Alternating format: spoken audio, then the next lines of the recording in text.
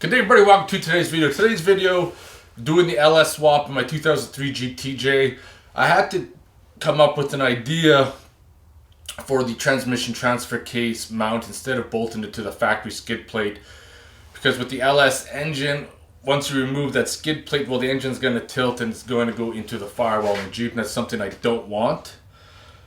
So I picked up this kit from TMR Customs, and if you guys know from watching my video series on my main channel, I've had a lot of problems with aftermarket parts. However, this is not going to happen with this project because this is a DIY kit. So if you screw it up, it's your own fault. The kit just provides you the tools, and you have to provide the skill and the fabrication to get it done. So let's get started. First thing I did was centered the mount on the tube, and then I was going to just kind of lightly set it up there on the transmission mount, and I'm just kind of seeing how this project's going to go. And at this point, it looks like the tube will clear the front drive shaft. However, what I didn't realize is that once I fitted the front drive shaft up loosely, that's going to be a no-go. The double cardon's in the way. So my original idea where I was thinking that it wasn't going to hit isn't going to fly. So now I'm going to come up with another idea on how I'm going to get around that drive shaft and make this whole project work. So my idea was to scoot the tube over, so I tack welded the adapter mount farther over on that tube, which will give me more clearance from the front drive shaft, and I shouldn't have any issues with it possibly hitting. What I also did was cut these angle iron pieces to the exact width on which the bushing brackets will end up fitting on. That way there's no guesswork on, how wide do I have to make it, and those will be welded on the bottom of the frame. Now there's a million ways that you could do this, but in my case that I'm doing is I'm putting it on the bottom of the frame, and I also have to make sure my engine is going to be sitting at the degree that I want it, and also my driveline angle, in order to make this work before we get started. I just did a quick test fit here, and it looks like it'll work out just fine. So what I did is I cut the tube down so it'll only stick inside a couple inches, so it'll be welded in. The brackets were welded up, and I also put a gusset in there to prevent it from bending when it was welded on the frame. The easiest way to do this is just loosely assemble it, figure out where it's going to sit, and then tack weld it into place. And I only say tack weld it in place because the last thing you want to do is weld it together, then realize you got to make some major changes. Build the project, tack weld it, and then weld it out afterwards.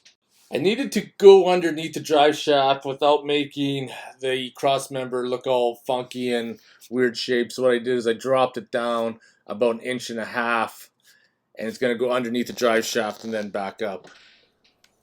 Once again, just tack welding it to make sure that this idea I have will actually work. So once I had that tack welded into place, I was able to fit up on the opposite side where the mount was going to go with a little slight angle piece going down. Clears the drive shaft just fine. I don't think I'm going to have any issues with it rubbing. Now we can fully weld it out. I like to jump around and weld in random sections, that way it'll minimize the warpage.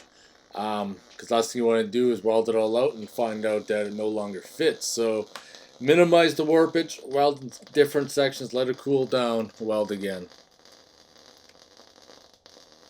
So everything that you see here in this kit was made from the TMR Customs package, except for these two braces right here that I made out of, I think it's 1/4 inch flat iron, and weld those into place.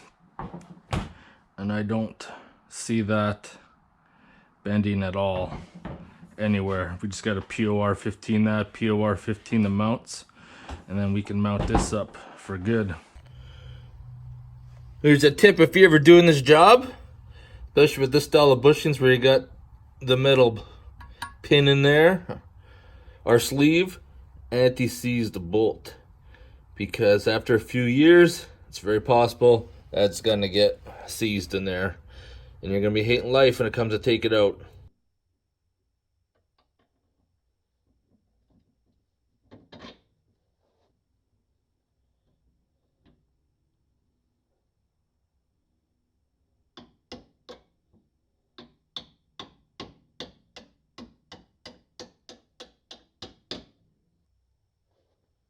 Well, this is the moment of truth right now. Gonna remove the blocks, lower the jack, see if my welds are gonna hold. And originally when I lowered it underneath the vehicle, I thought that the brace had sagged a little bit. But watching back on the video, it wasn't the brace that sagged, it was the suspension coming back down a little bit. So, pretty happy with the way this brace turned out. There's a million ways to do this job, and this is the way that I did it. I hope you guys enjoyed the video. If you have any questions or comments, post them below. And I want to thank you guys for watching, and stay tuned for more LS Swap videos.